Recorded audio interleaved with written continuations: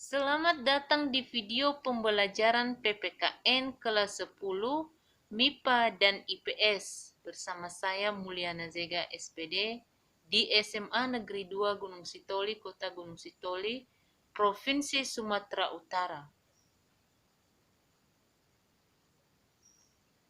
Sekarang kita membahas mengenai nilai Pancasila dalam kerangka praktik penyelenggaraan pemerintahan negara. Nah, di video sebelumnya kita sudah membahas 1 sampai 3. Sekarang kita masuk pada bagian yang keempat mengenai lembaga non-kementerian beserta tugas dan fungsi. Dan yang kelima, contoh real pelaksanaan nilai Pancasila.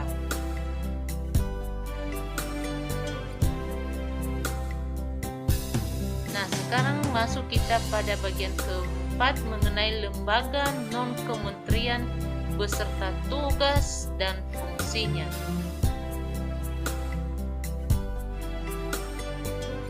1. Badan Informasi Geospasial. Ini bertugas untuk melaksanakan pemerintahan di bidang informasi geospasial dan fungsinya yaitu perumusan dan pengendalian kebijakan teknis di bidang informasi geospasial. 2. Penyelenggaraan infrastruktur informasi geospasial. 3. Perumusan, penyusunan rencana, dan pelaksanaan pengawasan fungsional.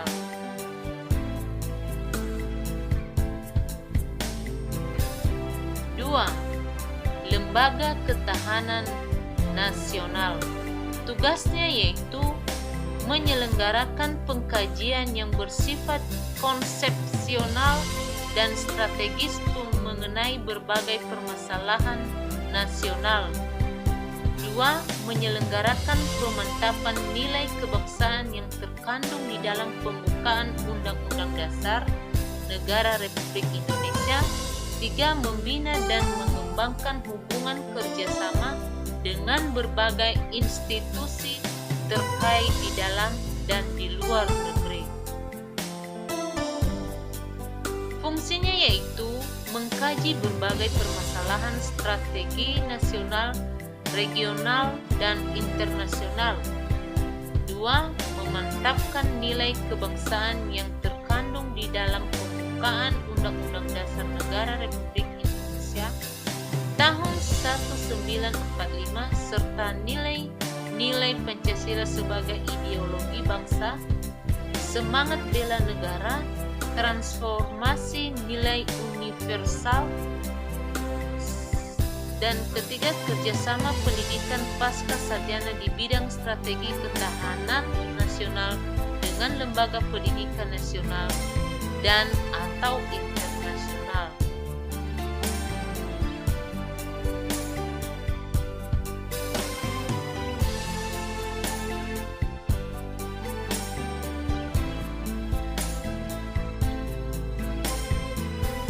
Berikutnya,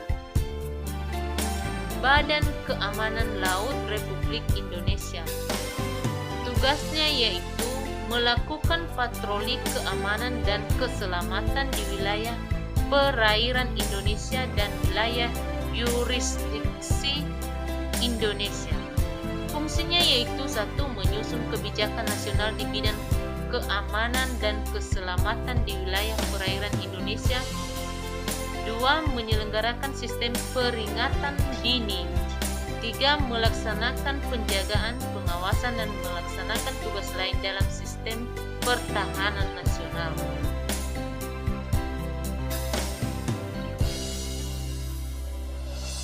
Berikutnya, nomor 4, Badan Narkotika Nasional.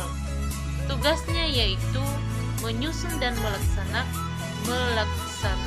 kebijakan nasional mengenai pencegahan dan pemberantasan penyalahgunaan dan peredaran gelap narkotika dan prekursor narkotika. 2. Mencegah dan memberantas penyalahgunaan dan peredaran gelap narkotika. 3. Berkoordinasi dengan Kepala Kepolisian Negara Republik Indonesia dalam pencegahan dan pemberantasan penyalahgunaan dan peredaran gelap narkotika. Fungsinya yaitu 1. Menyusun dan perumusan kebijakan nasional di bidang pencegahan dan pemberantasan penyalahgunaan dan peredaran gelap narkotika. 2. Penyusunan, perumusan, dan penetapan norma, standar, kriteria, dan prosedur P4GN. 3. Penyusunan perencanaan program anggaran BNN. 4. Menyusun dan perumusan kebijakan teknis pencegahan pendayagunaan masyarakat. Sekarang kita masuk pada Lembaga Sandi Negara. Tugasnya itu melaksanakan peraturan Kepala Negara Sandi Negara nomor sekian. Fungsinya itu pengkajian dan penyusunan kebijakan nasional di bidang persandian. 2. Koordinasi kegiatan fungsional dalam pelaksanaan tugas Lemsangnek. 3. Fasilitas dan pembinaan terhadap kegiatan instansi pemerintahan di bidang persandian.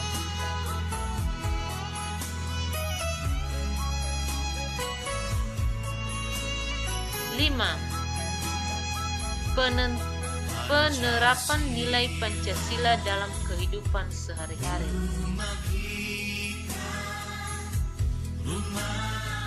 Ini terdiri dari 5 sila. Yang pertama yaitu sila ketuhanan yang Maha Esa. Sila ini mempunyai nilai 1. Pengakuan adanya Tuhan yang Maha Esa. 2. Menjamin penduduk untuk memeluk agama dan beribadah menurut agamanya masing-masing. 3. Ateisme dilarang hidup dan berkembang di Indonesia. 4. Menjamin perkembangan tumbuh suburnya kehidupan beragama dalam toleransi antar umat beragama. 5. Negara memfasilitasi bagi tumbuh kembangnya agama dan iman warga negara dan menjadi mediator ketika terjadi konflik antar agama.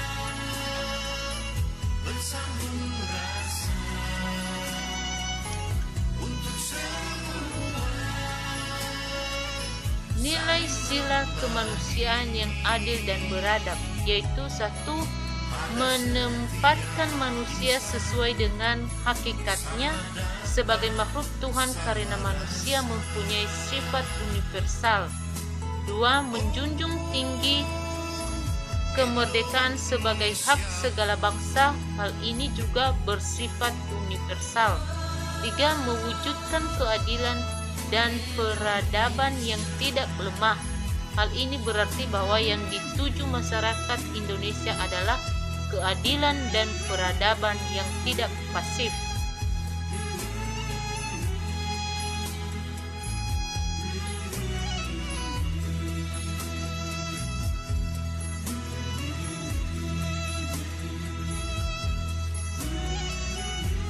Sekarang masuk kita pada sila yang ketiga, yaitu nilai sila Pancasila Persatuan Indonesia. 1. Nasionalisme. 2. Cinta bangsa dan tanah air. 3. Menggalang persatuan dan kesatuan bangsa. 4. Menghilangkan penonjolan kekuatan atau kekuasaan, keturunan dan perbedaan warna kulit. 5. Menumbuhkan rasa senasib dan sepenanggungan.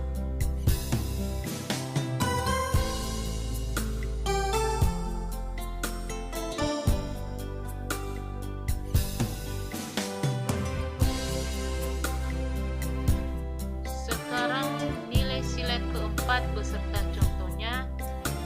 1. Demokrasi dalam arti umum, yaitu pemerintahan dan oleh untuk rakyat.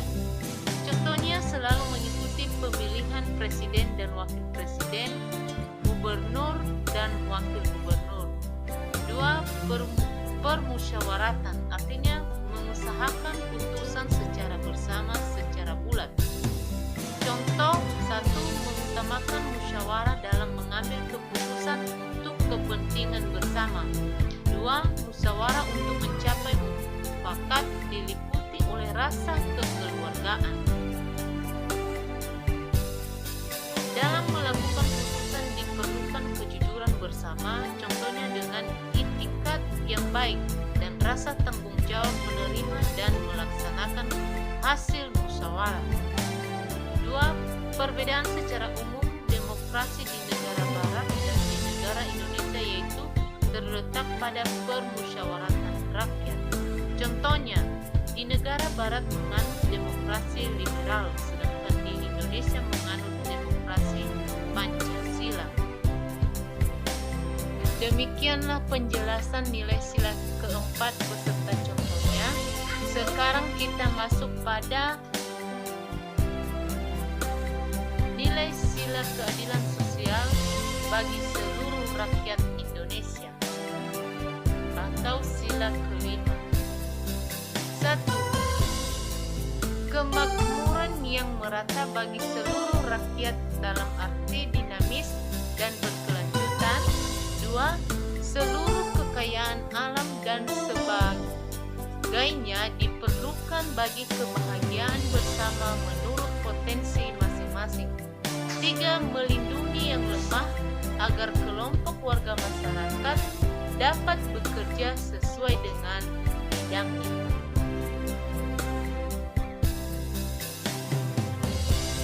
Nah, demikianlah penjelasan penerapan nilai-nilai Pancasila dalam kehidupan kita sehari-hari, mulai dari sila pertama, kedua, ketiga, keempat, sampai pada sila yang kelima.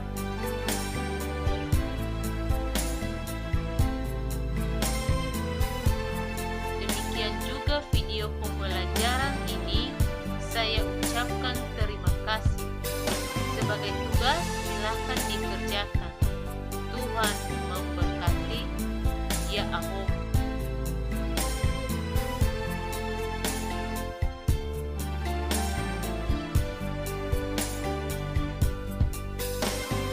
Sebagai tugas 1, tuliskan mengapa ateisme dilarang hidup dan berkembang di Indonesia. 2. Tuliskan contoh cinta bangsa